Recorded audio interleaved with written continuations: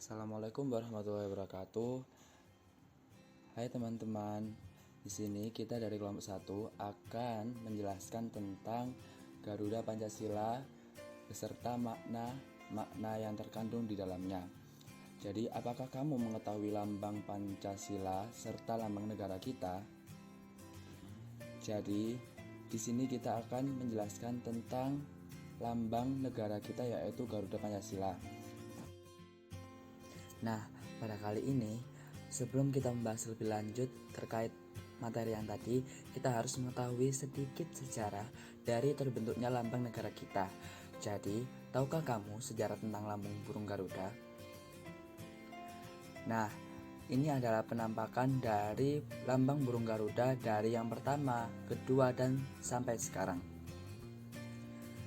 Nah, lambang burung Garuda sendiri diciptakan atau dirancang oleh Sultan Hamid II dari Pontianak. Kemudian, pada saat itu adapun perubahan ataupun disempurnakan oleh Insinyur Soekarno, Muhammad Hatta, dan Sultan Hamid II atau Syarif Abdul Hamid Al-Qadir. Mengapa ada perubahan atau penyempurnaan pada lambang Garuda? Karena pada lambang itu bersifat mitologis atau ilmu tentang kehidupan dewa-dewa. Maka dari itu Insinyur Soekarno, Bung Hatta, serta Sultan Hamid II merubah atau merancang ulang kembali dengan melakukan sedikit perubahan. Kemudian lambang negara pertama kali dipakai pada Sidang Kabinet Republik Indonesia Serikat atau RIS pada 11 Februari 1950.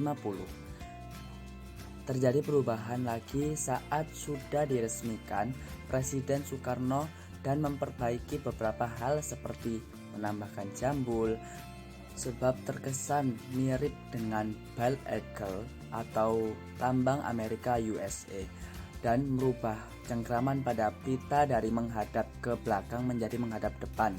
Terakhir, Sultan Hamid II membuat skala ukuran dan tata warna. Dan inilah lambang yang dipakai oleh negara Indonesia sampai saat ini. Saya Setullah dari kelompok 1 dan di sini saya akan menerangkan atau membahas tentang lambang negara Garuda Pancasila, yaitu di mana Garuda Pancasila merupakan burung Garuda yang sudah dikenal melalui mitologi kuno. Burung Garuda ini digunakan sebagai lambang negara yang menggambarkan bahwa negara Indonesia itu adalah negara yang besar dan sangat kuat. Jadi apa saja sih makna yang terkandung di dalamnya? Mari kita simak video berikut. Yang pertama, yaitu kita akan membahas tentang makna yang terkandung di dalam Garuda Pancasila. Yang pertama ada warna emas. Warna emas itu melambangkan tentang keagungan dan kejayaan. Sedangkan paruh, sayap, cakar, ekor merupakan kekuatan dan tenaga yang kuat bagi bangsa Indonesia.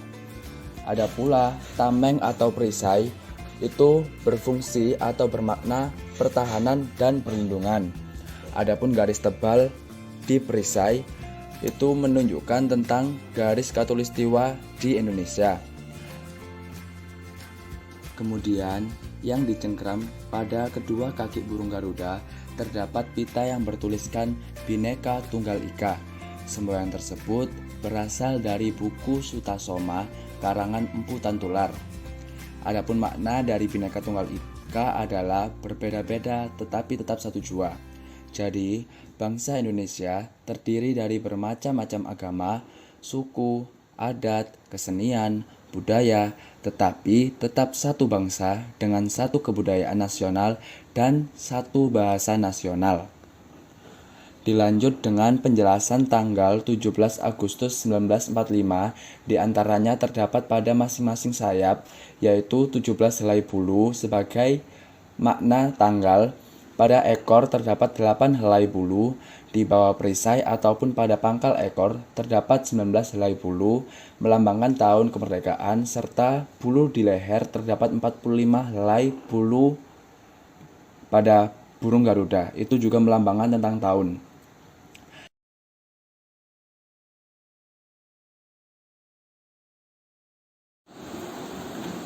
saya Yanuar Dwi Arianto. Saya akan menyampaikan tentang simbol-simbol Pancasila. Yang pertama yaitu disimbolkan oleh bintang. Sila kedua disimbolkan oleh rantai emas. Sila ketiga disimbolkan oleh pohon beringin. Sila keempat disimbolkan oleh kepala banteng. Kemudian sila kelima disimbolkan oleh padi dan kapas.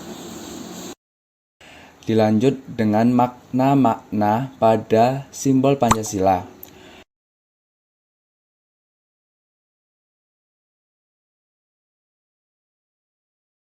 Nama saya Sirojul Munir akan menjelaskan tentang makna simbol pada Pancasila. Yang pertama, makna bintang pada sila yang pertama, makna rantai pada sila yang kedua, makna pohon beringin pada sila yang ketiga, makna kepala banteng pada sila yang keempat, makna padi dan kapas. Yang pertama, ada arti lambang bintang. Jadi bintang emas merupakan simbol sila pertama yang berbunyi ketuhanan yang Maha Esa. Lambang ini memiliki makna sebagai sebuah cahaya, yaitu yang dipancarkan oleh Tuhan yang Maha Esa kepada umat manusia. Yang kedua, ada arti rantai emas. Di sini rantai emas terbentuk persegi dan lingkaran yang saling mengikat. Pada sila kedua ini berbunyi kemanusiaan yang adil dan beradab. Mata rantai berbentuk persegi merupakan lambang dari laki-laki, sedangkan mata rantai lingkaran menggambarkan perempuan. Kemudian, kedua mata rantai yang saling mengaitkan itu melambangkan hubungan timbal balik antar umat manusia baik laki-laki maupun perempuan. Pada sila ketiga yaitu arti pohon beringin. Pada pohon beringin sendiri merupakan simbol dari sila ketiga yang berbunyi Persatuan Indonesia. Nah, pohon beringin ini dengan akar yang menjulur ke bawah itu diartikan sebagai tempat berteduh.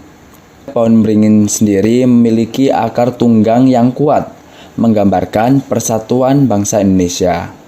Dan sementara sulur-sulur pada pohon beringin melambangkan suku, keturunan, dan agama yang berbeda-beda di Indonesia. Meski berbeda-beda, tetapi mereka tetap bersatu sebagai bangsa Indonesia di bawah lambang Pancasila. Dan yang keempat ada arti kepala banteng, yaitu dari sila keempat Pancasila yang berbunyi kerakyatan yang dipimpin oleh hikmat, kebijaksanaan dalam permusyawaratan perwakilan. Banteng sendiri diartikan sebagai hewan sosial yang suka berkumpul dan bergerombol. Saat banteng berkumpul, menjadi lebih kuat dan sulit diserang oleh lawan. Jadi, di sini lambang kepala banteng menggambarkan budaya bangsa Indonesia yang senang berkumpul, berdiskusi, dan bermufakat. Kepala banteng sendiri itu menjadi perumpamaan manusia dalam mengambil keputusan, yakni yang harus dilakukan secara tegas. Dan yang terakhir adalah arti dari padi dan kapas, yaitu simbol sila kelima atau yang terakhir yang berbunyi keadilan sosial bagi seluruh rakyat Indonesia. Padi dan kapas melambangkan dua hal yang dibutuhkan manusia demi bisa bertahan hidup. Padi sendiri melambangkan ketersediaan makanan, sementara kapas ketersediaan pakaian. Dengan adanya ketersediaan ini, manusia akan bisa bertahan hidup dengan nyaman.